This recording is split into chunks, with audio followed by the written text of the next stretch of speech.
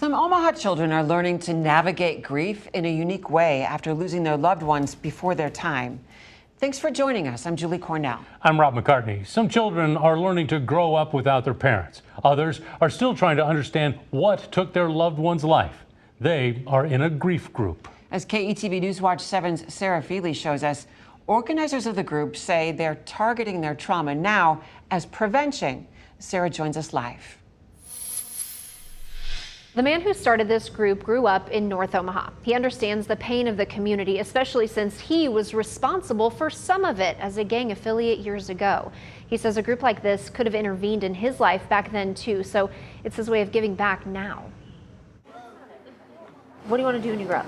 I want to be a lawyer. Yaya Martin knows she has her work cut out for her, but the 11-year-old has something that will make her successful. Hope in a place where growing up can be hard. It's very chaotic.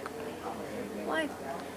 A lot just happened in Omaha. Life hasn't been easy for Yaya either. She lost her mother to an overdose. That pain is exactly what this grief group is trying to target. We wanted to kind of tackle that trauma early so it don't show up later, and what we kind of seeing in some of the kids now in their teens. Roscoe Wallace runs Viable Healing. He's seen gang life, drugs, and family issues firsthand, but he's also turned his life around, taking that knowledge and being intentional in his hometown. I would really want the community to look more upstream, and that's that family approach. How do we support these families before the breakdown or while they're going through it?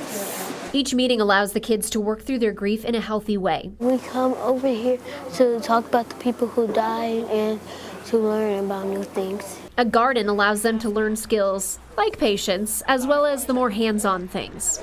Other activities allow them to remember their loved ones in a tangible way. One time we did a heart sculpture. It was a big heart and little clay hearts. We could mold ourselves and put our loved ones that passed. They're learning how to navigate life's curveballs. Stay strong, stay positive, stay kind. While also thinking up ideas for a better Omaha in the future. Good people, a good neighborhood, and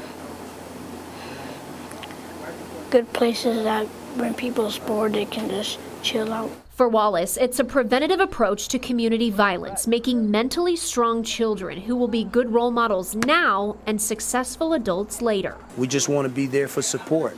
We're not counselors, we're not therapists, we're a family, and that's the village approach for me.